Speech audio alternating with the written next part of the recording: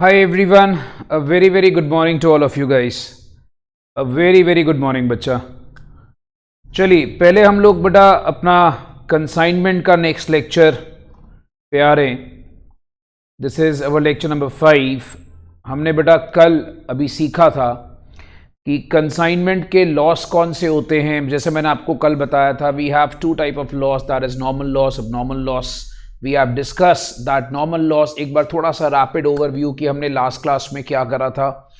Normal loss बच्चा हमारे पास unavoidable loss होता था जिसको हम चाह के भी अवॉइड नहीं कर सकते थे. अबनॉर्मल लॉस हमारे पास एक अवॉइडेबल लॉस होता था जो हम थोड़ा सा केयरफुल स्टेप्स लेकर अवॉइड कर सकते थे. नॉर्मल लॉस को हम लोग इंश्योरेंस नहीं कर सकते थे और अबनॉर्मल लॉस को हम इंश्योर कर सकते हैं. नॉर्मल लॉस जो है याद रखिएगा उसको हम लोग कंसाइनमेंट अकाउंट में कभी नहीं दिखाते हैं. ठीक है, नॉर्मल लॉस जो था हमने क्या सीखा था बच्चा. नॉर्मल लॉस जो है सिर्फ क्लोजिंग स्टॉक की वैल्यूएशन में काम आता था. अब नॉर्मल लॉस को हम लोग कंसाइनमेंट अकाउंट में सेपरेटली दिखाते हैं. अब normal loss is shown in the books of consignment separately. Right, so यहां पर हम लोगों ने फॉर्मूला सीखा था अनसोल्ड स्टॉक निकालने का. In case of normal loss हमने फॉर्मूला सीखा था that's total cost of goods sent plus non recurring expense of consignor and consignee whole over total quantity sent minus quantity of normal loss multiplied by the unsold quantity. अब हमारे पास बच्चा यहां पर हमने abnormal loss का सीखा था. Abnormal loss was my dear friends that proportionate non recurring expense of consignor and consignee add करना था. मैंने इसमें आपको एक धासु पॉइंट बताया था. देखो, नॉर्मल लॉस को मैंने कहा था खतरा और अबनॉर्मल लॉस को मैंने कहा था धासु. तो ये एक रैपिड ओवरव्यू बच्चा. तो all my dear CMA students बच्चा, आप लोगों के लिए एक रैपिड ओवरव्यू याद रखना. एक पॉइंट था खतरा, एक पॉइंट था हमारे पास धासु. खतरे में क्या था? खतरे में था मेरे बच्चा हमारे पास कि अनसोल्ड स्टॉक निकालते वक्त आपने नॉर्मल लॉस अगर होगा तो फॉर्मूला ये वाला फॉलो करना है जो आपके सामने है. बट अगर हम बात कर रहे हैं बच्चा, इफ यू रिमेंबर, जो हम लोगों ने यहां पर अबनॉर्मल लॉस की बात करी, अबनॉर्मल लॉस के केस में हमने proportionate non recurring expense of consignor and consignee लेना है. But if you do remember, एक बात हमने बहुत ही अच्छे तरीके से करी थी that expense incurred before the loss are only considered. याद रखना दैट धासु point, that expense incurred before the loss are to be considered. Right, so हमने जो एक्सपेंस लॉस के पहले करा था उसको कंसिडर करना था, लॉस के बाद वाले खर्चों को कंसिडर नहीं करना था. ओके, सो हमने इसके ऊपर एक आध प्रैक्टिकल भी करा था just to make you understand the things. Then we had the फंडा which is called as invoice price method. अब इनवॉइस प्राइस मेथड में मैंने आपको कहा था invoice price you can say छुपा रुस्तम, जिसमें लोडिंग होती है. तो मैंने आपको लोडिंग कैलकुलेशन के ऊपर एक जादू का डब्बा दिया था. मैंने आपको यह भी कहा था बच्चा दिस जादू का डब्बा is applicable only, I repeat guys, this जादू का डब्बा is applicable only if the loading percentage is 10, 25, 20, 33, 1 by 3, 50%, that means it should be multiple of 100. It should be multiple of 100. तो अगर वो 100 का मल्टीपल होता है तो वो जादू का डब्बा एप्लीकेबल है. ठीक है, अगर वो 100 का मल्टीपल नहीं है मेरे दोस्त तो वो जादू का डब्बा एप्लीकेबल नहीं होता है. तो ये मैंने आपको बताया था बच्चा. इफ यू डू रिमेंबर, इसको अच्छी तरह देख लीजिएगा. सीपी से आपने आईपी पे जाना है तो एक डिनोमिनेटर बढ़ा देते थे. अगर आपने आईपी से सीपी पे जाना है तो एक डिनोमिनेटर आप कम कर देते थे. राइट, तो ये हमारे पास फंडा चलता था.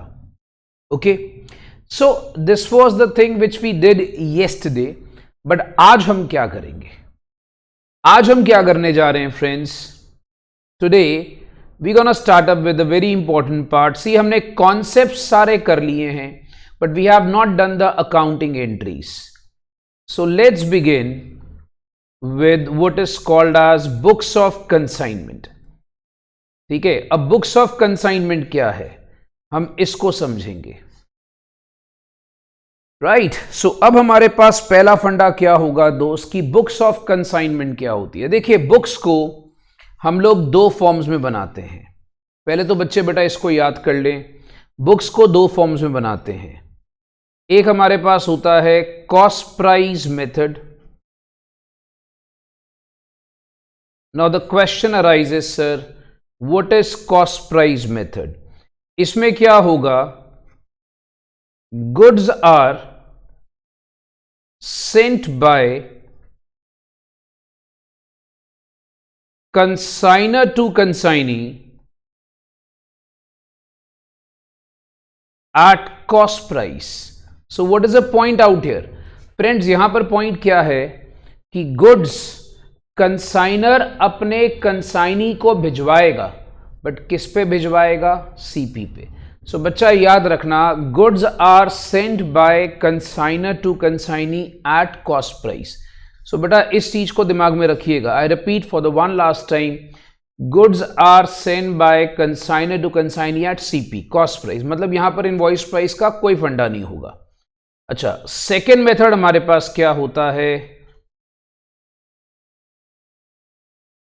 विच is called as invoice price method. अब इनवॉइस प्राइस मेथड का क्या फंडा है, goods sent by consignor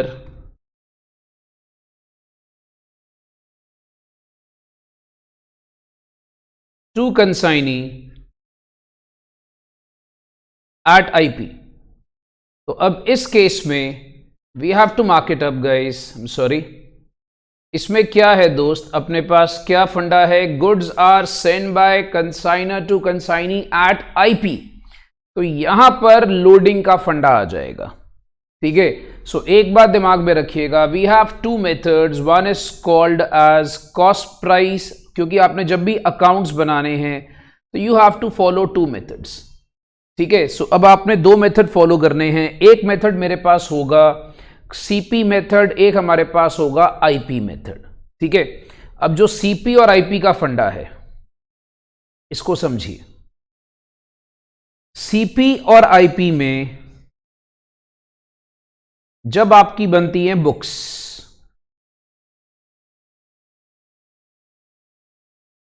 okay, books जो हैं हमेशा दो फॉर्म्स में,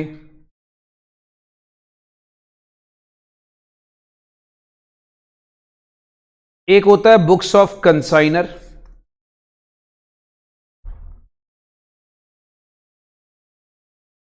another is books of consignee.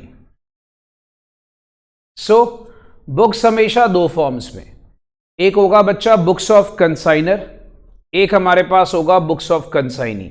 सो बच्चे बेटा इस बात को याद रखेंगे. अब आपने सीपी और आईपी के अकॉर्डिंगली जब बुक्स बनानी है तो दो बंदों की बुक्स बनेंगी. See we have to pass out the accounting entries. बात को समझिए मेरे दोस्त, आप लोगों ने अकाउंटिंग एंट्रीज को पास करना है. ठीक है.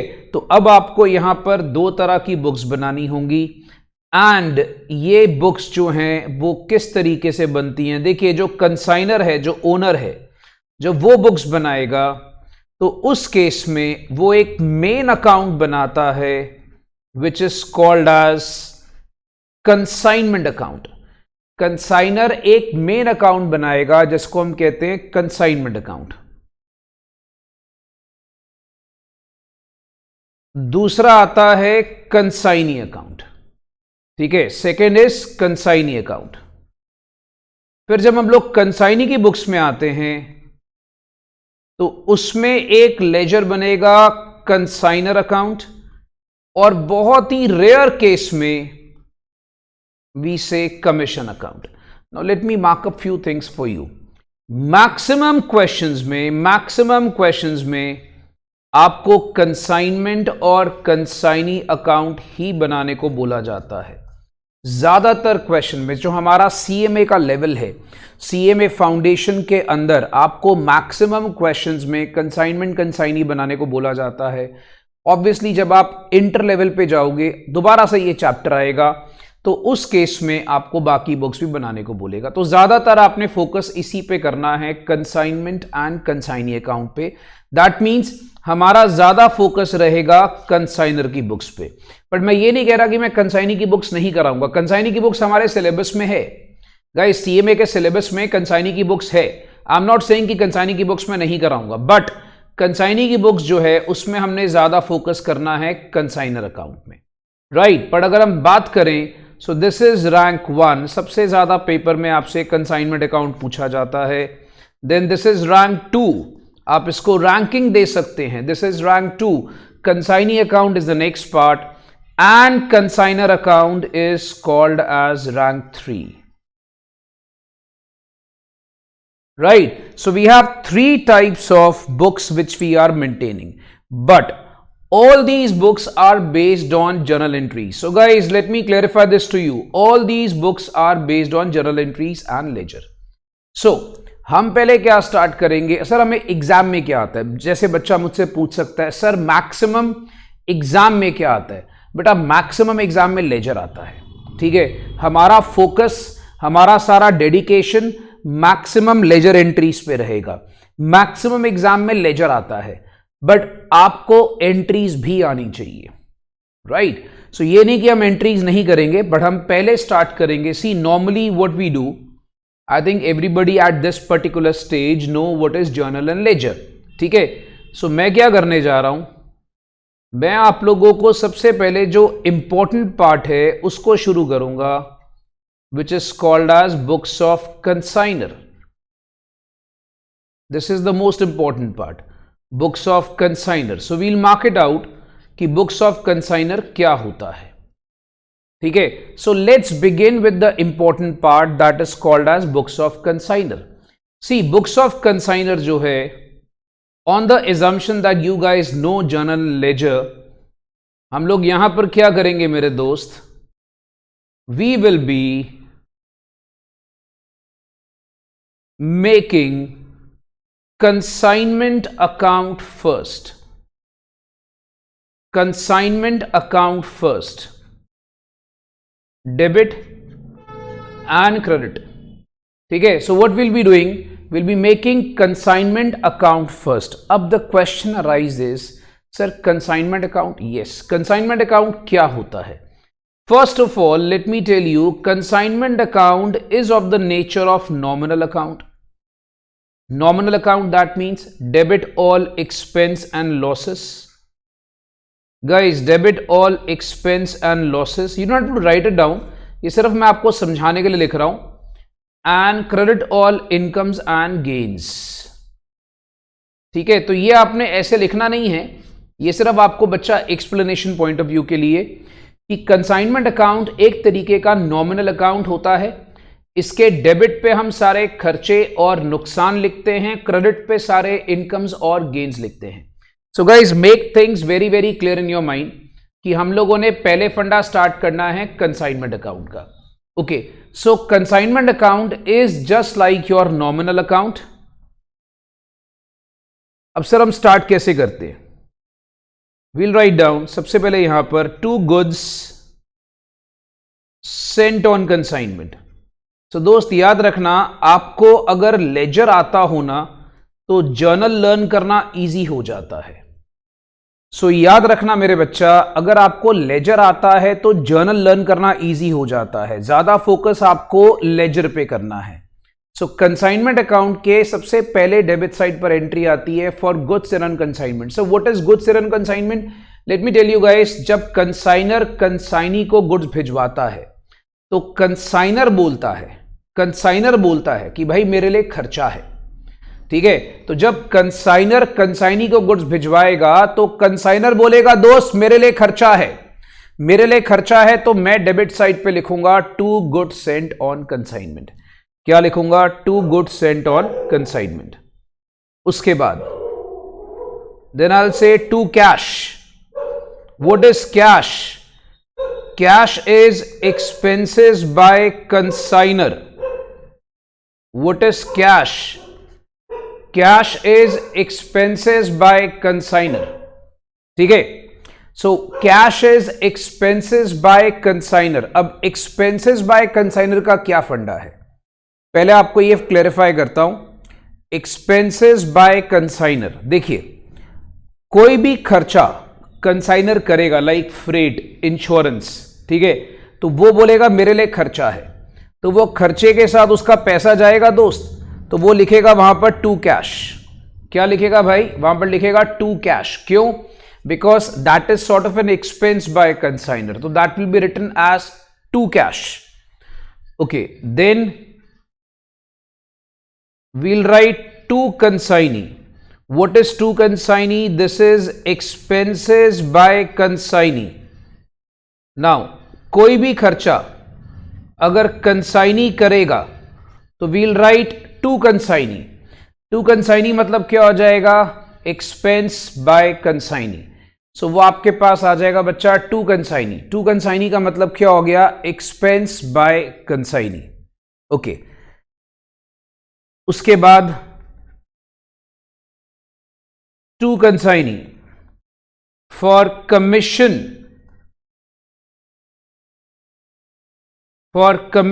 To consignee, for commission to consignee. Now understand this very very carefully. For commission to consignee, अब देखिए पॉइंट क्या है इसके अंदर, पॉइंट क्या है बेसिकली। अगर हम बात कर रहे हैं बच्चा, बहुत छोटी सी बात आपको समझनी है, गुड सेंड करा, खर्चा करा कंसाइनर ने, तो दोनों खर्चा है। अब जो खर्चा कंसाइनी करेगा बेटा, बेयर तो कंसाइनर को ही करना है। लॉजिकली सोचो, खर्चा अगर कंसाइनी करता है, बेयर तो कंसाइनर को ही करना है, क्योंकि कंसाइनी बच्चा खर्चे करेगा बट बेयर तो कंसाइनर ही करेगा, तभी कंसाइनमेंट अकाउंट में डेबिट होता है। बिकॉज ये खर्चा बेशक कंसाइनी कर रहा है but consignee is incurring these expense on behalf of consignor. तो खर्चा बेटा मालिक का ही होता है। अगर आपका मान लो दुकान में कोई नौकर है, नौकर कोई खर्चा करता है, या आपका एजेंट है, if he spending some money, ultimately that particular expense will be borne by you only.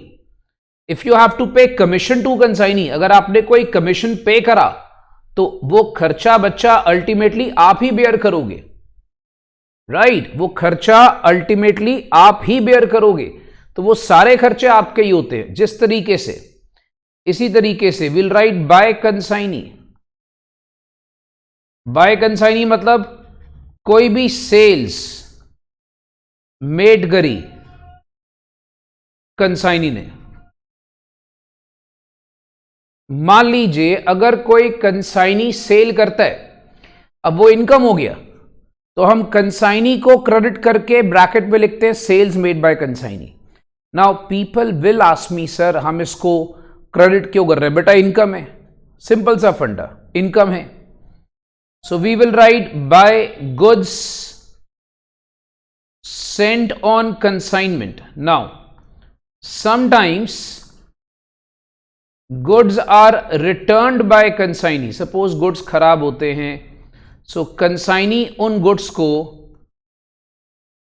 वापस करता है, तो we will write by goods sent on consignment. ठीक है, हम क्या लिखते हैं बेटा, by goods sent on consignment, that is return by consignee. ठीक है, तो वो हमारे पास क्या आ जाएगा, return by consignee. Then we say buy stock on consignment. Stock on consignment का क्या फंडा होता है बच्चा? ये होता है अनसोल्ड गुड्स की जो वैल्यूएशन, जो हमने पॉइंट सीखा था। इफ यू रिमेंबर, हमने 3 फंडा सीखे थे। अब स्टॉक ऑन कंसाइनमेंट को क्रेडिट साइड पे दिखाते हैं, क्योंकि ये क्लोजिंग स्टॉक होता है, and as you know guys, closing stock is always shown in the credit side. Right, closing stock is always shown on the credit side. Then we write by consignee. If the goods are taken over, goods are taken over by consignee, goods are taken over by consignee. So remember guys, अगर goods consignee take over कर गया, तो we will write by consignee. It's a very very simple funda. Goods are taken over by consignee. Goods are taken over by consignee. होता क्या है, कुछ unsold goods अगर मान लो कंसाइनी के पास पड़े हैं, मेरी बात को समझिएगा, तो उसे कहते हैं स्टॉक ऑन कंसाइनमेंट, वो आपका स्टॉक है। बट मान लीजिए कुछ गुड्स ऐसे हैं जो कंसाइनी कहता है मैं रख लूंगा अपने पास, तो that is also sort of sale for consignor. Consignor सोचो, उसको तो बेटा गुड्स बेचने से मतलब है, चाहे कंसाइनी खुद खरीद ले या कोई बाहर का बंदा खरीदे, तो ये सब केसेस में अगर आप इसको नोटिस करोगे दोस्त, तो ये हमारी इनकम ही होती है। ठीक है, ये सब हमारी इनकम्स होती हैं। ओके, देन याद रखना abnormal loss, I told you बेटा अबनॉर्मल लॉस को कंसाइनमेंट अकाउंट में दिखाते हैं, हमने कल सीखा था। तो जो इसकी वैल्यू निकलती है वो क्रेडिट साइड पे। Now the question arises, sir abnormal loss is a loss, so why we are showing in the credit side? I know the question will arise. ठीक है, abnormal loss is a loss, so why we are showing in the credit side? ठीक है, so एक बात दिमाग में रखिएगा बेटा, abnormal loss being a loss, we have to show in the credit side because stock is going out. Ultimately जब भी जैसे कोई स्टॉक का नुकसान होता है तो वो स्टॉक के नुकसान को हम, जैसे अगर आप फाइनल अकाउंट्स करते हैं +1 +2 में, तो आप ट्रेडिंग के क्रेडिट साइड पे दिखाते हो by showing a decrease in stock. So abnormal loss को हम क्रेडिट साइड पे उसी लॉजिक से दिखाते हैं। ठीक है, अब अबनॉर्मल लॉस क्रेडिट साइड पर आ गया, ये सब बेस्ड होगा इसकी जर्नल एंट्री पे। अब समझिए, जैसे फॉर एग्जाम्पल मान लीजिए if del credit commission is not given, मान लीजिए if del credit commission is not given, I'm writing if del credit commission is not given, so दोस्त अगर del credit commission नहीं given है तो वो बैड डेप्ट हमें बेयर करना पड़ेगा, तो वहां पर बैड डेप्ट के लिए वील राइट टू कंसाइनी। ठीक है, so if del credere commission is not given, so वो बैड डेप्ट हमारा हो जाता है। तो मैं एक बार आप सबको इन सब चीजों का लॉजिक फिर से बता रहा हूं। स्टार्टिंग से शुरू करते हैं। ठीक है, स्टार्टिंग से शुरू करते हैं और कॉरस्पॉन्डिंगली मैं इनकी जर्नल एंट्रीज करके दिखाऊंगा। Now see, when you see ledger, और लेजर के साथ साथ अगर आप इसका जर्नल सीख लो तो आपको बहुत इजी लगेगा। लेजर के साथ इसका जर्नल सीख लो। जैसे पहली एंट्री थी for goods sent on consignment, तो entry is consignment account debit to goods sent on consignment account. ये किसके लिए बेटा? जो उसने goods भिजवाए।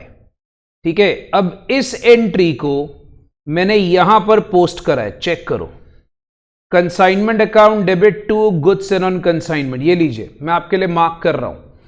Consignment account to goods and on consignment. आप देखते जाइए बच्चा, ये कंसाइनमेंट अकाउंट बन रहा है। ठीक है, to goods and on consignment. अब यहां पर ये पहली एंट्री आपके पास आ गई, consignment account to goods and on consignment. I am writing GSOC as an abbreviation. So मैं आगे क्वेश्चंस करते वक्त भी कई बार GSOC यूज करूंगा। Guys, you can use this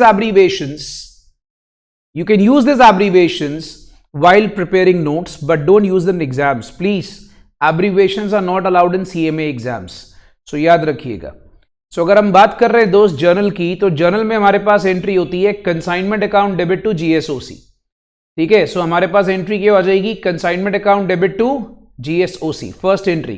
consignment account को डेबिट क्यों करा? बिकॉज गुड्स भिजवाना हमारा खर्चा होता है। गुड्स को क्रेडिट क्यों करा? Because goods are going out. Okay, second entry is consignment account debit to cash। ये किसके लिए? जो खर्चे करे कंसाइनर ने। सी, ये देखिए अब एंट्री आ गई, consignment account debit to cash for expense by consignor। now what is the logic of the journal?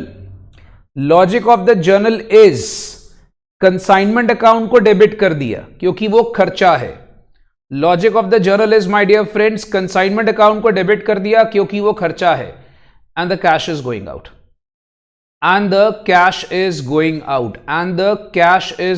Out, then we say consignment account debit to consignee account. Consignment account to consignee account for all the commission. मान लो commission कोई आप पे कर रहे हो, मान लो अगर सपोज कर लीजिए कोई एक्सपेंस करता है कंसाइनी, ठीक है, मान लीजिए अगर बैड डेब्ट्स होते हैं, सबके लिए ये कॉमन एंट्री होती है. तो what is the logic behind this entry? I will tell you the logic. See, because accounts is logic, it's not magic, guys. To make this point very clear, accounts is a sheer logic. It's not a magic. You cannot create wonders in accounts. You have to think logically. ठीक है, तो अब आपको समझना है. Consignment account को बच्चा मैं डेबिट करूंगा. क्या बच्चा? कंसाइनमेंट अकाउंट को डेबिट क्यों करना है? क्योंकि कंसाइनमेंट अकाउंट मेरा लॉस है, खर्चा है. टू कंसाइनी, क्यों? बिकॉज अल्टीमेटली ये पैसा मैंने कंसाइनी को देना है, तो consignee becomes my creditor. Consignee becomes my creditor. So I will say consignment account debit to consignee, क्योंकि ये खर्चे मेरे हैं. आई एम द ओनर, तो ये खर्चे, कमीशन देना कंसाइनी को मेरा खर्चा है. एक्सपेंस उसने अगर करा तो वो भी मेरा खर्चा है. बैड डेब्ट्स उसने करा तो वो भी मेरा नुकसान है अगर डेलक्रेडे कमीशन नहीं दिया तो आप देखोगे इसी के बेस पर ये 3 एंट्रीज आपकी निकल जाती हैं. ये देखिए, expense, commission and bad debts. तो ये 3 एंट्री आप देखोगे कॉमन है. ठीक है, ये 3 एंट्री आपके पास कॉमन है, ये आपने चेक करना है. Okay, next if you check it out, moving on to entry number 4. फिर एंट्री नंबर 4 क्या आता है बेटा? Consignee account debit to consignment. So what is the logic of this entry? बेटा ये सेल्स के लिए. ये किसके लिए भाई? सेल्स के लिए. सेल्स के लिए भी यही एंट्री होती है. सेल्स के लिए, जो सेल्स करता है कंसाइनी, उसके लिए एंट्री. सर लॉजिक बताओगे? हाँ जी बच्चा, देखो सेल करी तो कंसाइनमेंट के लिए इनकम हो गया, इसको क्रेडिट कर दिया. सेल करी तो कंसाइनमेंट के लिए इनकम हो गया. चलो जी, इनकम को कर दो क्रेडिट. ठीक है, credit all income and gains. अब ये कंसाइनी को बनाओ डेटर. Y debtor? उससे पैसा लेना है दोस्त. कंसाइनी को बनाओ डेटर. क्यों? उससे पैसा लेना है मेरे भाई. So let's make consignee my debtor because we have to take money from him. हमने उससे पैसा अल्टीमेटली लेना है, तो let's make consignee my debtor. So consignee will become my debtor, right? क्योंकि उससे पैसा लेना है, मेरा पैसा उसके पास पड़ा हुआ है. So this is the entry. See, I'm marking out consignee to consignment. Okay. Next. I hope everything is being clear to you guys. उसके बाद फिर आप एंट्री करोगे GSOC account debit, that is goods and consignment account debit to consignment. अब ये entry किसके लिए भाई? ये एंट्री बच्चा रिटर्न के लिए. ये एंट्री किसके लिए? ये एंट्री रिटर्न के लिए. रिटर्न के लिए इन द सेंस व्हाट, मैं आपको एक चीज बताता हूं. रिटर्न के लिए GSOC account debit to consignment. अब यहां पर आप नोटिस करेंगे, ये देखिए एंट्री होती है goods and on consignment to consignment. क्या एंट्री होती है guys? Goods and on consignment to consignment. This is actually for goods return by consignee. ये एंट्री किसके लिए है? For goods returned by consignee. तो एंट्री क्या होगी बच्चा? Goods and on consignment, because goods are coming back. ठीक है, goods are coming back to consignment. तो आप अगर नोटिस करोगे तो फर्स्ट एंट्री का रिवर्स है. चेक करो, this entry is the reversal of the first entry. आप नोटिस करो भाई, this entry is the reversal of the first entry. Goods भेजने की एंट्री कंसाइनमेंट टू GSOC, वापस आने की GSOC to consignment. Okay, next अगर आप देखते हो भाई, 6th entry is stock on consignment account debit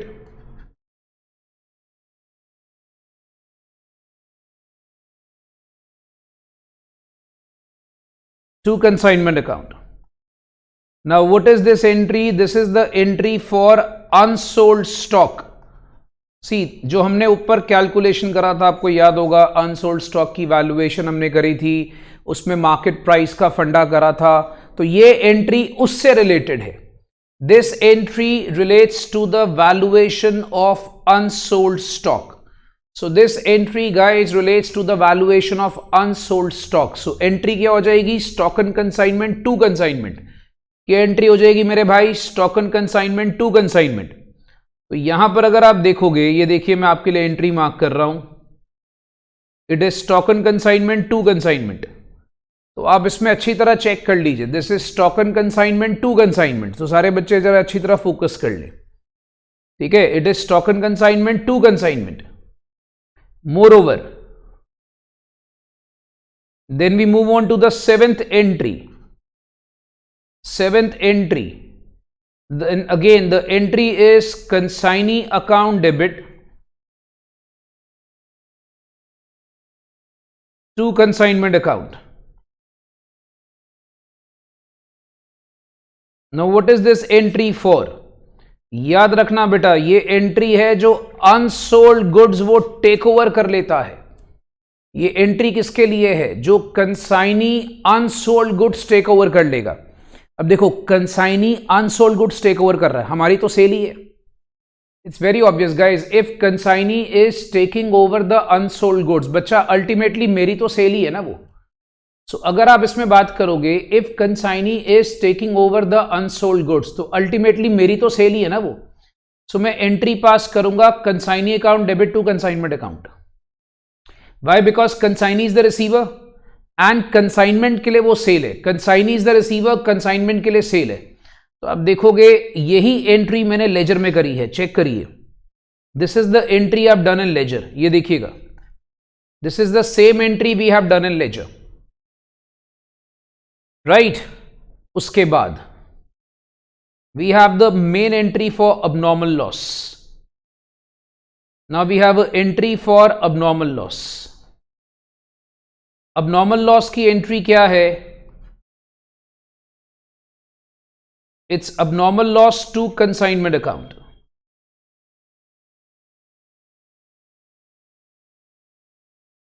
now what does it mean, abnormal loss to consignment account? Guys, see, it's a very simple फंडा.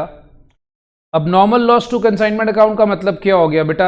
abnormal loss को debit करा because ये loss है, और कंसाइनमेंट को क्रेडिट करा because goods are going out. Simple सा फंडा, goods are going out. So ultimately क्या होता है बेटा? abnormal loss को डेबिट कर दिया क्योंकि अल्टीमेटली ये लॉस है. कंसाइनमेंट को क्रेडिट करा because goods are going out. So consignment account, जैसे आप कोई नुकसान होता था, goods destroyed by fire and all that, तो इफ यू रिमेंबर आप इसको ट्रेडिंग के क्रेडिट साइड पे दिखाते थे. सिमिलरली आप इसको यहां पर एंट्री करते हो abnormal loss to consignment account. So आप कंसाइनमेंट अकाउंट को थोड़ा ट्रेडिंग अकाउंट से भी रिलेट कर सकते हो अगर आपने थोड़ा +1 +2 में करा हुआ है तो. Now let's come back to consignment account. We have did all the entries. अब बच्चा बोलेगा सर क्या ये बैलेंस आपस में मैच करता है? नहीं बेटा, ये आपस में मैच नहीं करेगा. प्रॉब्लम क्या आता है मेरे दोस्त? याद रखिएगा, डिफरेंस आता है. अगर मान लो डिफरेंस आ रहा है डेबिट साइड पे, डेबिट पे डिफरेंस आने का मतलब क्या होता है? क्रेडिट साइड बड़ा है, डेबिट साइड छोटा है. तो that difference is called as profit. Profit को हम पीएल में डालते हैं. ठीक है. अगर मान लो डिफरेंस आ रहा है क्रेडिट साइड पे, तो वी से क्रेडिट छोटा है, डेबिट बड़ा है. That difference is called as loss. That difference is called as loss. So ultimately हमारे पास बैलेंस क्या आ रहा है? Balance is coming as profit और लॉस.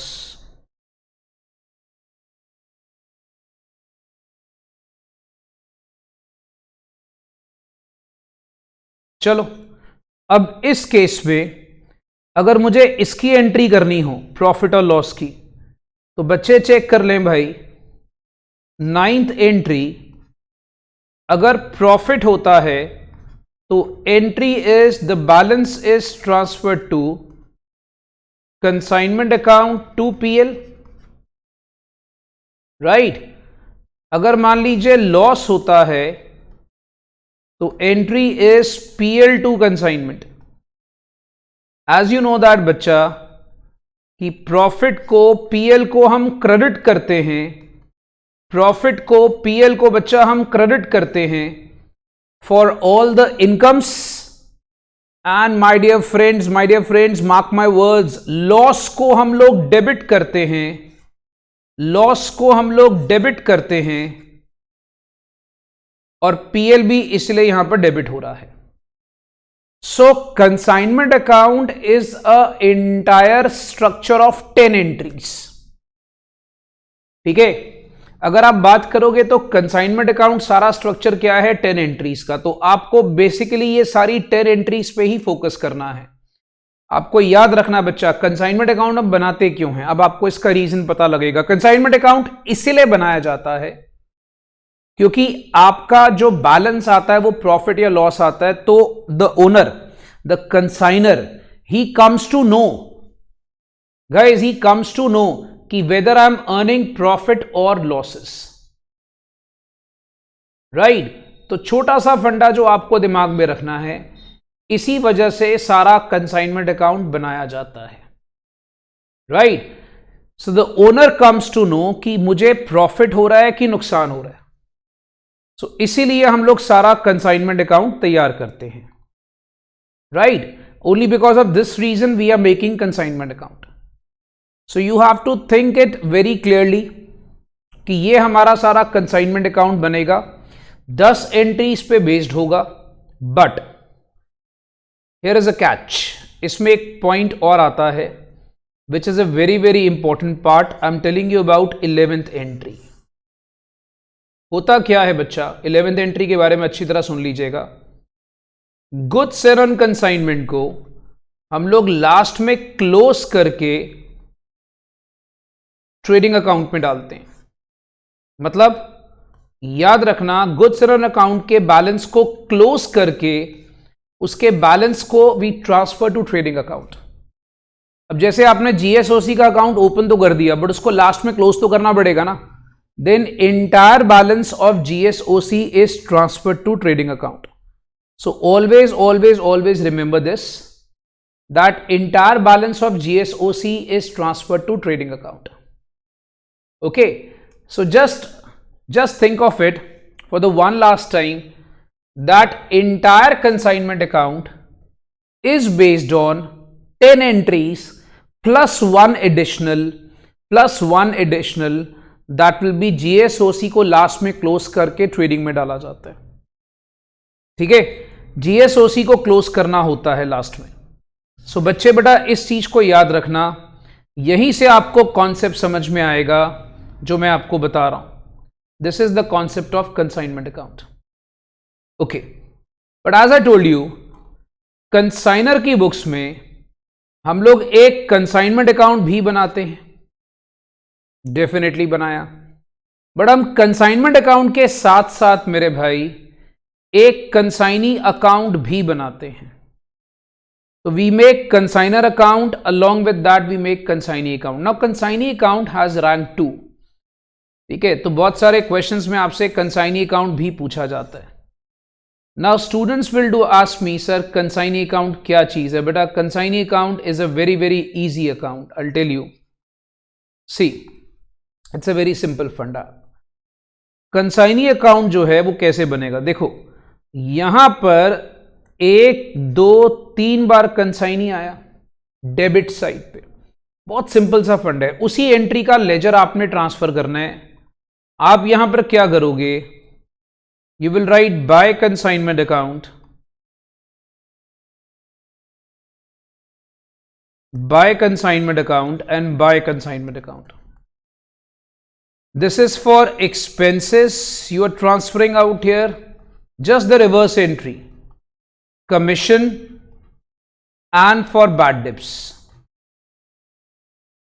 तो आप 3 एंट्री जो है यहां पर ट्रांसफर करोगे. कंसाइनमेंट खर्चों के लिए, कमीशन के लिए और बैड डेब्ट्स के लिए. Okay, then again we will write 2 consignment account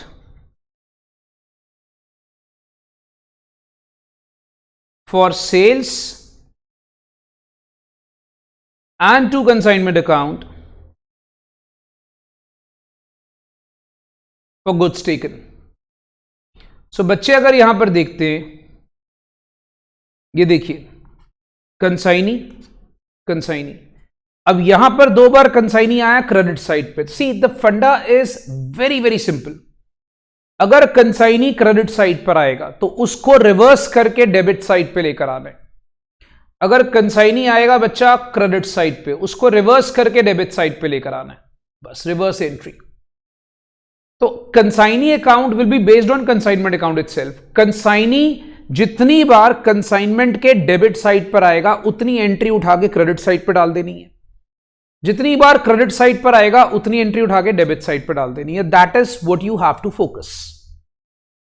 okay, अब इसके अलावा बच्चा एक एंट्री और होती है, this is for by bank और कैश और बिल रिसीवेबल। ये कुछ भी हो सकता है। ये होता है फॉर एडवांस ऑन कंसाइनमेंट।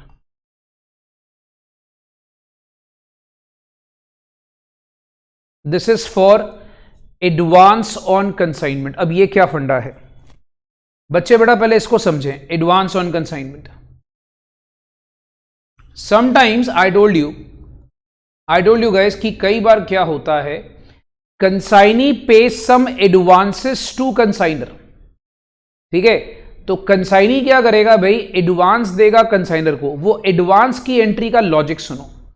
इसका मैं आपको जर्नल बताता हूं यहां पर फॉर एडवांस का, क्योंकि बाकी का जर्नल तो हम ऑलरेडी डिस्कस कर चुके हैं, बट इसका जर्नल बच्चों को मैं यहां पर साइड पे बताऊंगा for advance. See if as a consignor you are receiving advance, cheque से आ रहा है तो बैंक, कैश आ रहा है तो कैश, बिल रिसीवेबल आ रहा है तो bill receivable. Who is the giver? Who is the giver? Consignee is the giver. This is the entry for advance on consignment. I told you guys sometimes ऐसा होता है कि कंसाइनी एडवांस देता है, तो ये वो फंडा है। This is for advance on consignment. So बच्चे बेटा इस चीज को ख्याल रखना, बहुत ही सिंपल क्राइटेरिया है, बहुत ही अच्छा और एक बढ़िया क्राइटेरिया है कि आपके पास एडवांस आ रहा है। ठीक है, यू आर अ कंसाइनर, तो आपने बैंक कैश या बीआर को डेबिट कर दिया। अब इसका एक बहुत छोटा सा लॉजिक, मेरी बात को समझिएगा, बहुत छोटा सा लॉजिक। लॉजिक क्या है मेरे भाई? लॉजिक को समझना बच्चा, logic is very very essential. Logic क्या है अपने को वो समझना है। लॉजिक क्या है मेरे बच्चा कि आप अगर देखोगे तो कंसाइनी अकाउंट जो है that is entirely based on consignment account. All the entries of consignee account are transferred from consignment account. ठीक है, but guys, but make one thing very clear, but जो एडवांस की एंट्री होती है, जो advance की एंट्री होती है, जो एडवांस की एंट्री होती है, वो एडवांस की एंट्री हमेशा हमेशा हमेशा हमेशा याद रखिएगा, वो आपकी हमेशा आती है वहां पर separate. So advance entry is the only entry which is separate. Rest entire amounts is actually based on consignment account. अब सर इसमें बैलेंस क्या आता है? सी इसमें ज्यादातर जो आता है आपके पास बैलेंस आएगा इस तरफ क्रेडिट साइड पे, उसको कहते हैं बाय बैलेंस कैरेट डाउन। ये by balance carried down basically क्या होता है बेटा, आपको बता दूं, by balance carried down is amount sent by consignee to consignor. Consignee to consignor, तो ये वो फाइनल अमाउंट होता है जो कंसाइनी कंसाइनर को भिजवाता है। सो दोस्त एक बात याद रखिएगा, this is the final amount which is actually send by consignee to consignor. ठीक है, this is that final amount which is actually send by consignee to consignor. So guys make things very clear in your mind, make things very clear in your mind. मैं बार बार आपको बोल रहा हूं, एक बहुत आवश्यक सूचना कि कंसाइनी अकाउंट एंड जो हम बनाते थे अकाउंट सेल्स, आपको याद होगा अकाउंट सेल्स हम स्टार्टिंग में हमने टर्म्स में सीखा था फर्स्ट लेक्चर में। ये दोनों भाई भाई, ये कौन है भाई? भाई भाई, दे आर ब्रदर्स। क्यों? अकाउंट सेल्स भी आपको ये निकाल के देता था। अकाउंट सेल्स का काम भी यही था। क्या काम था अकाउंट सेल्स का दोस्त? अकाउंट सेल्स का बच्चा यही तो काम था। अकाउंट सेल्स का यही तो काम था। अकाउंट सेल्स का काम था कि कंसाइनी ने लास्ट में सारा फाइनल सेटलमेंट करके कितना पैसा कंसाइनर को भिजवाना है वो निकालना। तो यहां भी तो वही कर रहे हैं। अगर आप नोटिस करोगे दोस्त, यहां भी तो हम वही कर रहे हैं। तो कंसाइनी अकाउंट जो है basically it is just like account sales. तो आप ये कह सकते हो कि consignee account is just like account sales, right? So make things this clear in your mind. अपने दिमाग में ये सारी चीजें आपने अच्छी तरह रख लेनी है, ठीक है? सो गाइस, ये चीजें आपको अच्छे तरीके से अपने दिमाग में रखनी है ताकि आपको ये सारा कंसाइनमेंट अकाउंट जो है वो क्लियर हो जाए। सो आप सारे के सारे, before we start with the question, मैं आपको रेकमेंड करूंगा भाई, आपको 1 मिनट दे रहा हूं गाइस, रिवाइज दिस। आपको 1 मिनट देता हूं बच्चा, please please please please please revise this. आप इसको पहले रिवाइज करें। रिवाइज करने के बाद we will proceed with the other part. So I would recommend my dear students that you should revise this. So I'm giving you 1 minute. फटाफट से इसको रिवाइज करिए guys.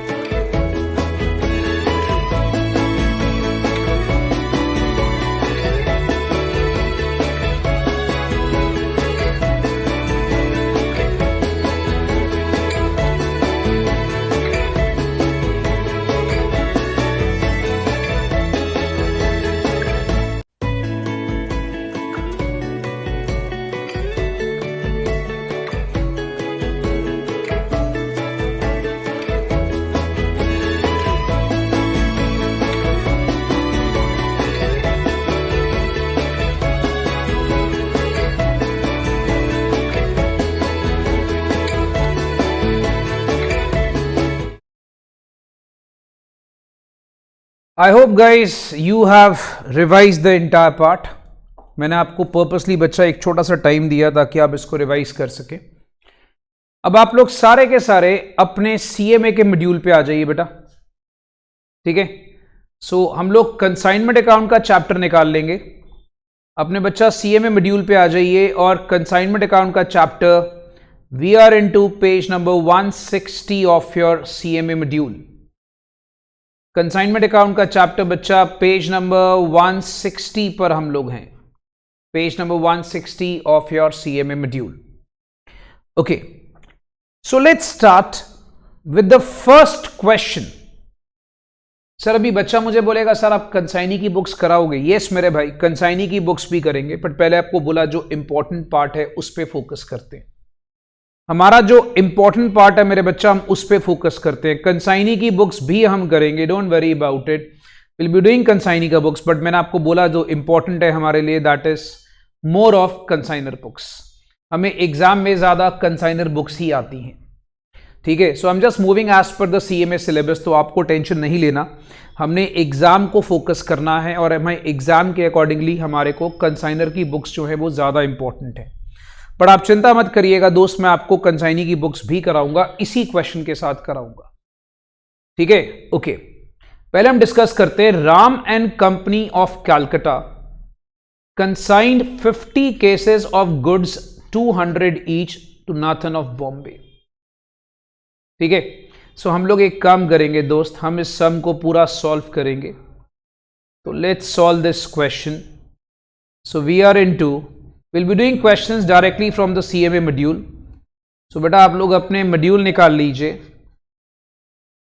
And I will teach you from the ledger part, because as you know maximum हम लोग को exam में laser आना है, ठीक है।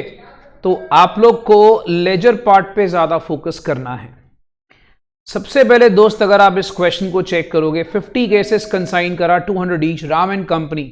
सो याद रखना this is books of Ram and company, books of Ram and company, क्योंकि Ram and company is your consignor. So we are making books of Ram and company and Ram and company is your consignor. So we'll start with यहां पर 2 GSOC account, that is goods on consignment account, and we will say that 50 cases 200 each and we have 10,000 rupees. So 10,000 मेरे पास बच्चा आ गया GSOC के अंदर। Next consignor pays 200 for insurance, 300 for freight. So consignor ने खर्चा करा 200 और 300, ओके।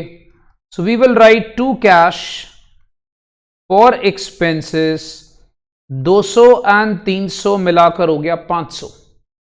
सो आप देखोगे बेटा टू कैश फॉर एक्सपेंसेस 200 और 300 मिलाकर दोस्त अपने पास हो गया 500, ओके। उसके बाद Nathan is your consignee, as you know now Nathan is your consignee. Account sales भेजी, उसने बोला मैंने 24,000 के गुड्स सेल करे, मैंने 24,000 के गुड्स सेल करे, okay. So we'll say by Nathan, we'll write by Nathan bracket में सेल्स, उसने 24,000 के गुड्स सेल करे हैं। बच्चे चेक कर ले बेटा, 24,000 के गुड्स उसने सेल करे हैं, agreed. Next, expense by Nathan, dock dues 20, carriage 50, warehousing expense 130। सो 20 आपके पास आ गया, 50, 70 and 130, that works out to be 200। सो ये खर्चे कंसाइनी कर रहा है, तो we'll write to Nathan for all the expenses done by him, for all the expenses done by him, that is 200, ठीक है। So guys even the solution is there, you should note down the ledger because the ledger is not there, okay. Journal is there in your books, journal is there in your books in the module, but the ledger is not there, ठीक है guys. अगर आप लोग के पास ये module नहीं होगा तो याद रखिएगा, आप ICI की साइट पे चले जाइएगा, CMA की अपनी जो वेबसाइट है उस पे चले जाइए और मॉड्यूल को डाउनलोड कर लीजिए, ठीक है। बिकॉज हम लोगों को CMA के अंदर जो एग्जाम का सारा स्ट्रक्चर है वो सारा इसी मॉड्यूल से आता है, इस मॉड्यूल के बाहर से कुछ आपको ज्यादा करने की जरूरत नहीं पड़ेगी। So I would strongly recommend that आप इसी मॉड्यूल को प्रॉपर्ली फॉलो करें। अच्छा, अब उसने वहां पर 4% कमीशन डिडक्ट करा है, so we'll write to Nathan, commission आ गया दोस्त 4%, सो 24,000 का 4% आ गया and that works out to be 960, that's it. अब यहां पर आप देखोगे कोई अनसोल्ड स्टॉक नहीं है, उसने बोल दिया उसने सारे गुड्स बेचे हैं। अगर आप इसको मार्क करोगे मेरे भाई, यहां पर आप मार्किंग करोगे तो Nathan sent the account sale showing the gross sale proceeds 24,000, that means Nathan has sold all the goods. इसका मतलब क्या है कि नाथन ने सारे गुड्स बेच दिए हैं। तो ये सारा कुछ करने के बाद we will obviously go for the credit side, that's 24,000, और डेबिट साइड में आप इसका डिफरेंस निकालेंगे। The difference is transfer to PL, that is your profit, okay. So guys we have the balance as profit, अगर आप इसमें check करते हो दोस्त, हमारे पास बैलेंस आ गया प्रॉफिट का, आप उसको क्रेडिट साइड डेबिट साइड का डिफरेंस ले लीजिए। The balance works out to be 12340। ये आप सारा चेक कर लीजिए। सो 24,000 में से 10,500, 200 एंड 960 आपने जब डिफरेंस निकाला, the balance is 12340। Guys calculators are allowed, so there is no problem with that. Okay, now what do I recommend, जैसे आपने ये कर लिया, इसके बाद आप एक बनाएंगे नेथन का अकाउंट। नाथन जो है हमारे पास, ही इज अ कंसाइनी, ठीक है। अब जब कंसाइनी का अकाउंट बनेगा दोस्त, आप देखोगे यहां पर नाथन जो है 1-2 बार और यहां पर 1 बार आया। तो आप सबसे पहले यहां पर शो करोगे by consignment account, just the reversal entry, just the reversal entry guys. आपने रिवर्सल एंट्री करना है 200 बाय कंसाइनमेंट अकाउंट, कमीशन आ गया 960, फिर आपने कर लिया to consignment account for sales,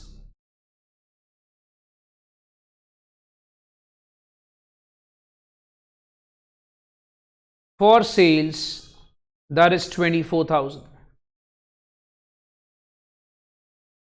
ये लीजिए। अच्छा दोस्त, अब अपने पास कोई एडवांसेस है? नहीं, एडवांसेस नहीं है हमारे पास, इनफैक्ट कोई एडवांसेस नहीं है। क्वेश्चन में आप देखोगे देयर इज नो एडवांसेस, ठीक है। सो यहां पर आपके पास आ जाएगा, अब यहां पर आपको सिर्फ एक लाइन पढ़नी है कि he sent the amount due. He sent मतलब बैलेंस नहीं रहा, उसने अमाउंट भेज दिया, तो यहां लिखेंगे बाय कैश, जो फाइनल सेटलमेंट होता है। अगर तो उसने अमाउंट भेज दिया, so this is the final cash sent by consignee to consignor, and this works out to be 22840, 22840। This is the final balance guys, ठीक है। तो ये हमारे पास बैलेंस आ जाता है by cash final settlement 22,840। So this is called as by cash final settlement 22840, ठीक है। सो बच्चा इस बात को याद रखिएगा, ये अमाउंट वो होगा जो कंसाइनी कंसाइनर को भिजवाता है। अब हम लोग इन्हीं एंट्रीज के बेस पर जरा जर्नल देख लेते हैं। चलिए, अब जर्नल जो है वो आपको लिखने की जरूरत नहीं है, जर्नल हमें बना के दिया हुआ है। तो let's say first entry, first entry दोस्त अगर आप चेक करोगे, consignment account debit to goods and on consignment, आप देखोगे 50 केसेस 10,000 का, right.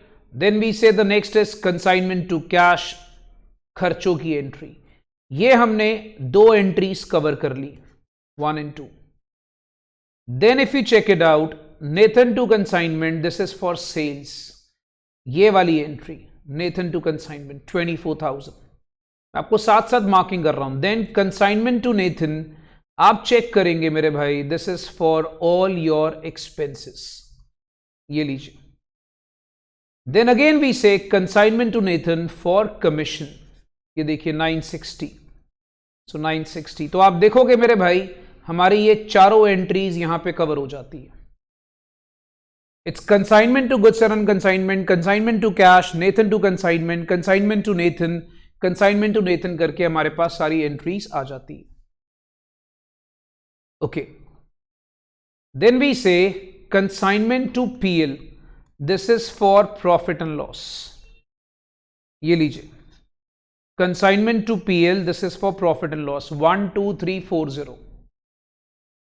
Okay, next the last entry, this is for final settlement, it's cash to Nathan, जो हमें कैश आ रहा है।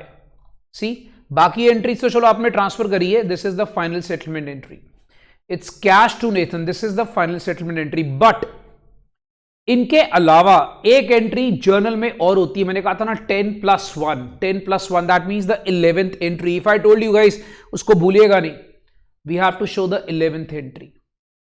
अब 11th एंट्री क्या थी मेरे बच्चा? 11th एंट्री थी, अगर आप इसको याद करेंगे तो गुड्स एंड कंसाइनमेंट को क्लोज करके ट्रेडिंग में डालना। What do we do? हम गुड्स एंड कंसाइनमेंट को क्लोज करके बैलेंस को कहां पे दिखाते हैं? ट्रेडिंग अकाउंट में, राइट? सो हम क्या करेंगे दोस्त, हम गुड्स एंड कंसाइनमेंट अकाउंट को क्लोज करते हैं, लास्ट में GSOC has to be closed. अब देखोगे स्टार्टिंग में हमने इसको ओपन करा था जीएसओसी को, अब इसको हम लोग अल्टीमेटली क्लोज करेंगे and the balance will be transferred to trading account, right? So I hope this is absolutely clear to all my dear friends.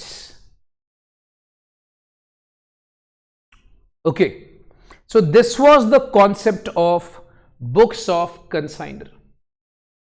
ठीक है गाइस, तो याद रखिएगा, this was the concept of books of consignor. Now moving on to consignees books. Before we start with the example, let me just teach you something about books of consignee. See, in books of consignee मेरे बच्चा,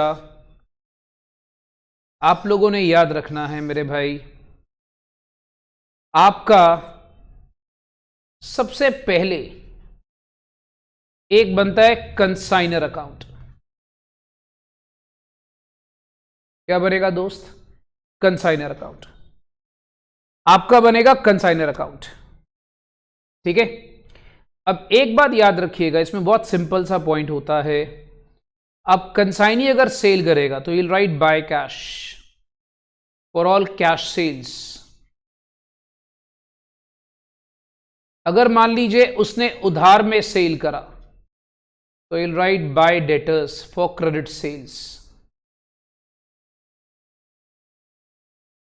right? Suppose वो unsold goods को take over करता है to buy purchases for unsold goods taken over. For unsold goods taken. Then he'll write to cash, bank or bills payable for advance. He'll write to cash for expenses by consignee. He'll write to cash for expenses by consignee.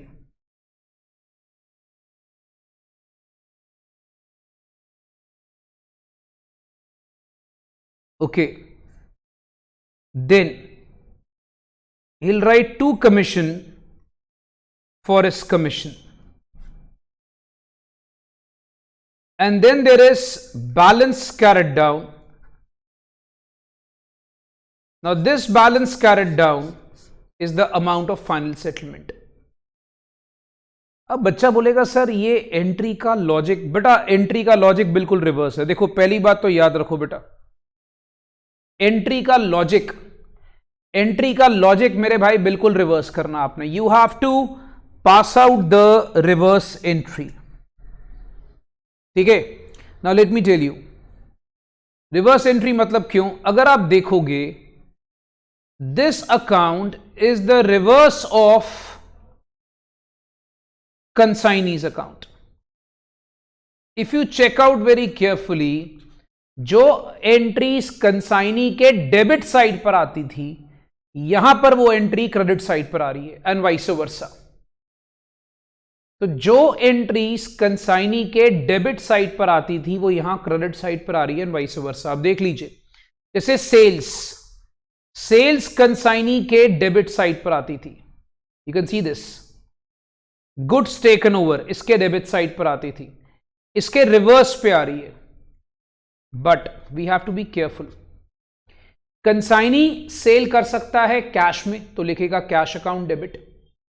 अगर debtors को sale करेगा उधार वाला तो will write by debtors. अगर मान लीजिए उसने अनसोल्ड गुड्स टेक ओवर करे तो will write by purchases. Now student will ask me, so what is the logic? Let me explain you the logic of these 3 entries. First of all, इन entries का logic, because I told you accounts is logic. अगर मान लीजिए उसने cash cell करी, cash एक बार consignee के पास आ रहा है. अगर उसने कैश सेल करी तो कैश आ रहा है. अगर उसने उधार वाली सेल करी तो डेटर्स आ रहे. अगर उसने उधार वाली सेल करी तो डेटर्स आ रहे. टू कंसाइनर,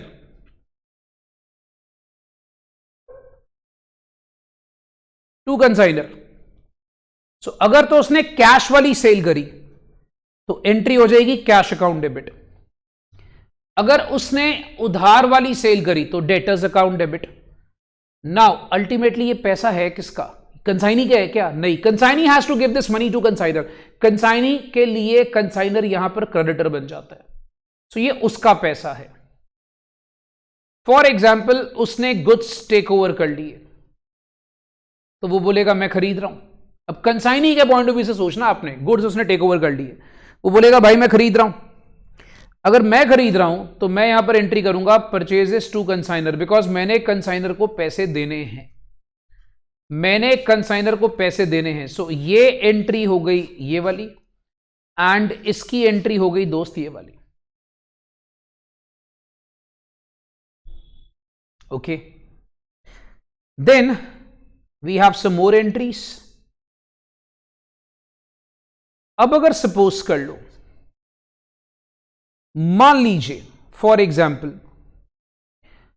कंसाइनर को हमने कोई एडवांस पे करा, तो we'll say consignor is the receiver. We can pay him in cash, we can pay him in cheque, and we can pay him in bills payable. हम उसको किसी भी फॉर्म में दे सकते हैं ना, आइदर इन कैश, चेक और bills payable. Now this is the entry for advance. This is the entry for advance on consignment.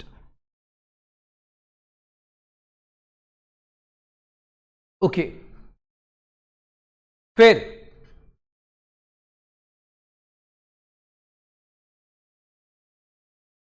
for all the expenses. Now see, अगर कंसाइनी कोई एक्सपेंस पे करता है तो एंट्री का logic है दोस्त consignor account debit to cash. तो what is the logic? Consignor account debit to cash का मतलब कंसाइनर जो है वो डेटर बन गया. ठीक है, कंसाइनर बन गया डेटर, क्योंकि हमने उससे पैसा लेना है. अभी प्रेजेंटली पैसा मेरे से जा रहा है, तो कंसाइनर बिकम्स माय डेटर. हमने उससे पैसा लेना है तो मैं एंट्री करूंगा consignor account debit to cash. इसी तरीके से अगर मुझे उसको कमीशन जो है उससे लेनी है कंसाइनर से, so consignor becomes my debtor. उससे मैंने कमीशन लेनी है, and commission is my income, and commission is my income. So guys, consignee account is basically fluctuating और based on 5 entries. Consignee account इन 5 एंट्रीज के अंदर घूमता रहता है. ठीक है, सो याद रखिएगा. पहली बात तो एक बार आपको दोबारा बता देता हूं, कंसाइनी की books is the reverse of consignor का. जो अंदर जो कंसाइनी अकाउंट बनता है उसके अंदर से रिवर्स होता है, बिल्कुल रिवर्स. और इसी के 5 एंट्रीज के लॉजिक पे कंसाइनी अकाउंट चलता है. अब बच्चे बोलेंगे सर कैसे? चलिए हम एक काम करते हैं भाई, let's take same example. As you know that this guy has told us pass out entries in the books of both the parties. उसने बोला है कि दोनों पार्टीज की बुक्स में एंट्रीज पास करो. हम करेंगे ना भाई, क्या टेंशन है. ये देखो, तो मैं अभी यहां पर क्या करूंगा, अब मैं यहां पर बनाऊंगा books of Nathan. Nathan is a consignee,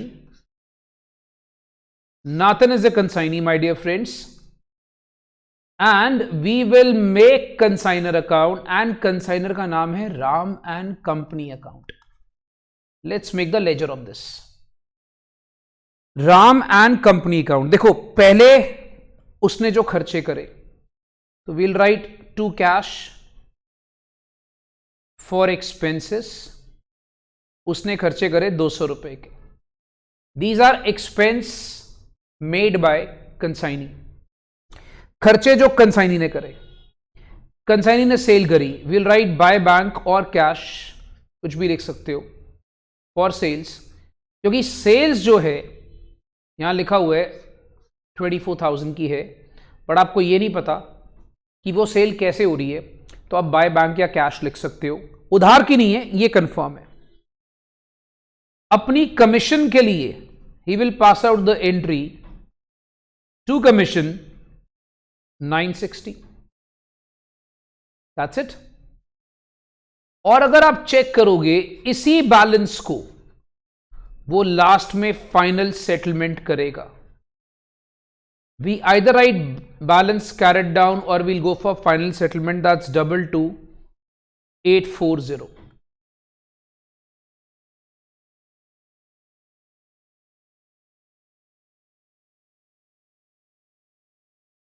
That is 22840.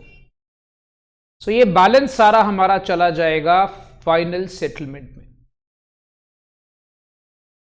तो बच्चा आप लोगों ने ये छोटा सा पॉइंट अपने दिमाग में रख लेना है, ठीक है। अब अगर बच्चे इसको जरा ध्यान से देखोगे तो ये अकाउंट इस अकाउंट का बिल्कुल रिवर्सल है, ठीक है। सो मैं यही आपको बता रहा था बेटा कि consignor account in the books of consignee is the reverse of consignee account in the books of consignor, it is absolutely the reverse. तो जस्ट उसका रिवर्स बनता है, उसके डेबिट और क्रेडिट में रिवर्स चला जाता है, ठीक है। तो यहां पर आपके पास आता है 24,000।